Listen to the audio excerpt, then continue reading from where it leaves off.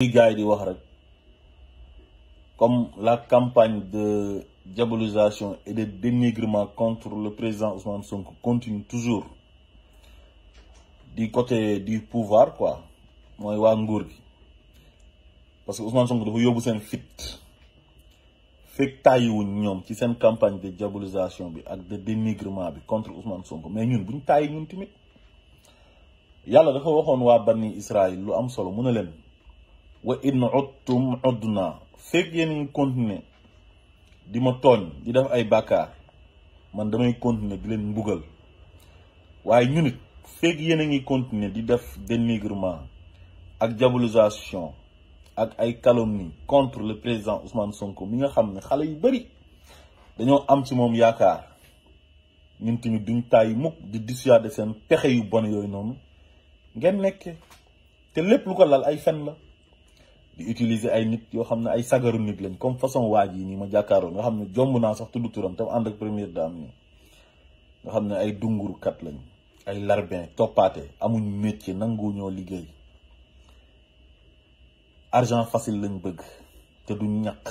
di def usurpation de fonction genre sagaru nit yi la gars yi soxla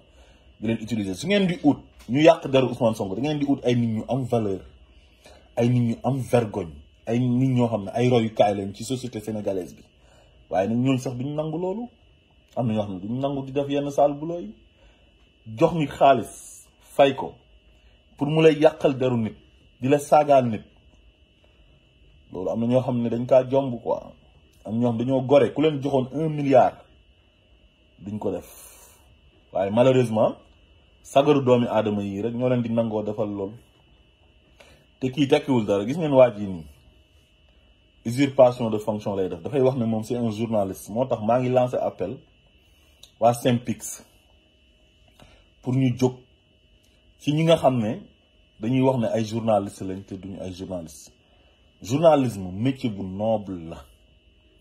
te Sénégal nag wax dëgg yàlla sama classe gi xam nañ vrai journaliste yi de parce que man damaa yàgg ci média bi de man ma nekkee xale ba léegi maa ngi ci média bi jaar Dunia jaar Walfadjri tey jii boo demee RTS di nga fa fekk ñoo xam ne sama ay anciens collègues lañ Walfadjri Sen TV TFM ak ci presse en ligne bi ay DTV ak yëpp foo dem di nga fa fekk koo xam ne sama ancien collègue la kon man xam naa ñi nga xam ne ay vrais journalistes lañ de formation ak ñi nga xam ne ils ont été formés sur le tas parce que mën nga bañ a dem école am benn niveau bu baax moo xam journal olof ngay def moo xam français ngay def nga intégrer benn rédaction après ñu lay former sur le tas parce que ñi la former ñoom c'est des professionnels ñoom it mën nañ la former waat mais doo dem école xanaa après da ngay dem école rek uti diplôme bi xam naa ci ñu bëree bëri te école de formation yi en journalisme nag ñun xam nañ leen ah CESTI moo nekk université pour nga dugg fa concours moo la fay dugal beneen bi ma xam mooy ISEC te Diop ISEC moom ko moo nekk Sacré-Cœur fi Walfadjri njëkkoon a nekk côté kër yaay Youssou Ndour beneen bi mu ngi nekk ci VDN bi ma koy mujjee xam mooy ISIC waa Sud FM ñoo ko moom Latif Coulibaly Chérif Alvalid Sey ak Babacar Touré yàlla na leen yàlla yërëm ñoom ñaar ñun Babacar Touré ak Chérif Alvalid Sey génn nañu àdduna man nag école yooyu laa xam ci école yoo xam ne dañuy former ay journalistes xëy na nag am na yeneen léegi nag moom na génn wax ñu ban école la jaar ci école yooyu noonu ak lan moo ko def journaliste ak ban rédaction la mos a nekk di def ay reportage wala mu nekk ci benn organe di bind presse écrite di bind ñu gis ne kii moo bind lii nii ak loxoom wala ndax dama sañ kaa gis mu toog di présenter journal édition man de lu ma ko xamee mooy ay affaires yi people lay def ay boîte de nuit bi nangam woykat bi nangam kii bett nañ ko ak kii def nañ ko lële loolu de laa ko xamee léegi nag moom lañ jël utiliser ko mu ñëw ne dafay dal ci kaw président Ousmane Sonko di fen ay fen yoo xam ne tegu ko fenn naan président Ousmane Sonko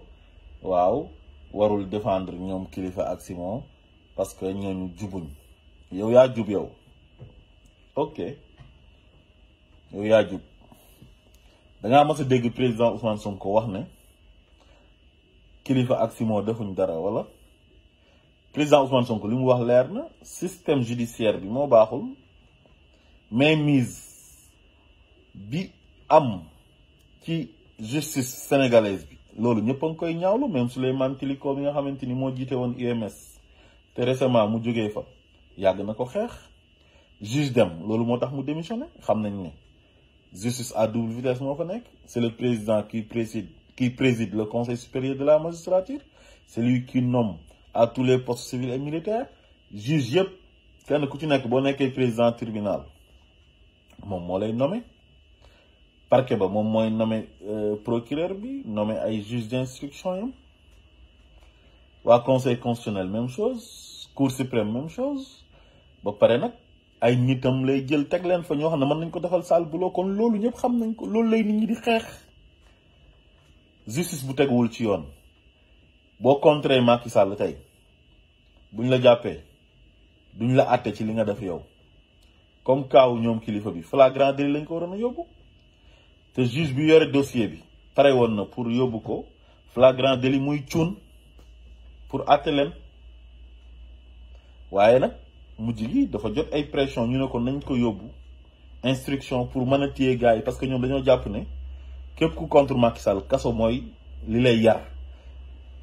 mel ni nit ñi amuñ droit pour contre Macky Sall loolu lay nit ñi di xeex comme yow xamoo dara amoo xam-xam tekkiwoo dara marionnette nga bu ñuy utiliser rek donc yow amoo benn leçon booy jox kenn parce que doo nitu tous doo dara léegi nag Ousmane Sonko li tax muy déranger gars yi tiital gars yi mooy système bi fi ne su ñëwee daf fiy jeex tàkk te Sénégalais yi ñu ci bëri xam nga ci luñ ne ci lu yomb li mooy toog muy dox di toppaate ñàkk gëm seen bopp jàpp ne xaalis kenn du ko liggéey dañuy tàppale pour am ko système bu yomb boobu lañ tàmm ba pare ñi jiite réew mi loolu rek lañ fi nekkee di ut ay nit yu ñuy corrompre pour nit ñi di leen attaquer nit ñi di leen xasal nit ñi wala ay nit yu leen di tàgg ne ñoom ñoo gën a baax ñoo fi dàq liggéey te xam nañ ne defuñ dara lu baax genre nit yooyu ñoom lañ soxla te genre nit yooyu nag ñoom ñoo taxaw nag ne Ousmane Sonko mii ñun arrangé wuñu bu fi ñëwee du baax Suzanne Camara Ahmed Suzanne Camara toog na fii nii Seneweb wax ko fi ne Ousmane Sonko bu faloo du baax parce que scandale yi ñoo tax ñaata scandale moo fi am sous Macky Sall ñaata nit la Macky Sall di protéger ba récemment Bougazelli mii nii li mu fi def toj bu rëy bu mu fi def loolu dafa flagrant dafa jéggi dayu ñu jàpp ko am flagrant délit mu nekk député waroon joxe bon exemple ñu fexe ba génnee ko ci kaso bi nag ne dafa feebar parce que Macky Sall la àndal waaye loolu ku àndut ak Macky Sall nekk opposant bu ko defoon ba léegi mu ngi ci kaso bi kooku du génn léegi ñëpp xam nañ loolu Sénégal yëpp teg nañ ci seen bët au lieu que nag mu noppi mais il fait le tour des médias dem di saaga nit ñi di attaquer nit ñi di xas nit ñi moo tax it génneel nañ ko vidéo yam mu leer nañ ñi léegi nag comme yéen ay xawante sutura ngeen jógtee ay utiliser ay sagaru nit pour ñuy attaquer gor ñi nga xamante ni ñoo leen gën a gore fuuf gën leen a diñ nañ ci dem xale yi nekk ci réseaux sociaux yi te ànd ak Ousmane Sonko ñoo leen gën a féroce fuuf gën leen a am jot su fekkee ay sullente mbóot moom ngeen jógtee ay weerante au lieu que ngeen liggéey xam ne Sénégal yi dañ leen a fal pour ngeen liggéeyal leen avec tous les problèmes qui prévaut au Sénégal waaye yéen talu leen loolu nu ngeen yàqee nit ñi rek ci ngeen di dox suba ngoon bu dégg bëccëg foog ne loolu day jàllee noonu du jàllee noonu nit ñi dañoo yeewu xam nañ liy dëgg léegi ak luy fen te xale yi bëgg Ousmane Sonko xas nañ bëgg Ousmane Sonko ba pare kenn mënta fexe ba xale yi génnee Ousmane Sonko ci seen xol parce que c'est l'homme qui a révolutionné la scène politique sénégalaise bu njëkk ba xale yi bëgguñu woon politique mais léegi dañoo intéressé wu ci politique depuis l'arrivée de Ousmane Sonko sur la scène politique sénégalaise ak waa diaspora bi les Sénégalais de la diaspora loolu moo leen métti bëgg gi nit ñi bëgg Ousmane Sonko moo tax ngeen di utiliser ay nit pour ñuy saaga Ousmane Sonko chaque jour di dugg ci vie privée am te Ousmane Sonko ndeysaan pourtant moom heure buy attaqué Macky Sall gestion yam lay attaqué mais mosu leen dégg mu tudd Marième Faye wala mu tudd Amadou wala mu tudd Ibrahima ay Khadous famille Macky Sall mosu cee tudd dara wala mu ne yaayu Macky Sall nangam papaam nangam parce que jotewul ak ñun dara moom c'est un opposant il fait que son rôle am mooy xool li Macky Sall di def mu ciy wax xalaatam am na droit gis ne Macky Sall ni muy doxalee baaxul mu taxaw di ko dénoncer am na droit gis ay nit ñu ànd ak Macky Sall di sàcc xaalisu Sénégalais yi def détournement de deniers publics corps de contrôle yi di leen épingler mu leen di protéger mu taxaw dénoncer ko am na droit ñu jàpp nit ci lu nekkul yoon atte wuñ ko atte bu jaar yoon justice bi def ay règlement de compte mu nekk lu dangereux mu taxaw dénoncer ko wax ko Sénégalais yi léegi nag yéen ngeen di ñëw dugg ci ay vie privée am di wax ay waxu jabaram bu dem ak boole ak benn xale bu jigéen bu ñuy wax Adji Sarr mu jiiñ ko fi viol affaire bi sottiwul loolu yëpp nekk ay fen yu leer naññi loolu yëpp dara sottiwu ci ngeen continuer nag ba léegi di saaga di xaste am na seen benn journaliste bu mag bu ñuy wax Madiambal Diagne moom mercenaire de la plume la boo xam ne nëbbu ko moom heure bu génnee day saaga Ousmane Sonko di ko attaqué di ko jiiñ lu nekk te mënul ci Ousmane Sonko dara Aïssatou Diop Fall Ousmane Sonko rek lay attaqué chaque jour bañ na ko ba émission yam bi sax dafa wane ne moom du invité ku bokk Pastef en tant que journaliste ba pare groupe de presse ba mu nekk nangu loolu ñoom parce que ponkal ba ki moom groupe de presse bi moom it mu ngi ci Macky la àndal jël sénégalais yi sànni ko de sénégalais yi ko yàgg jàppale di jënd ay kasetam di feesal ay soiréem mu jàmbu leen dem ca fu nag ba dee parce que séddoo lañ gëm ak pàccoo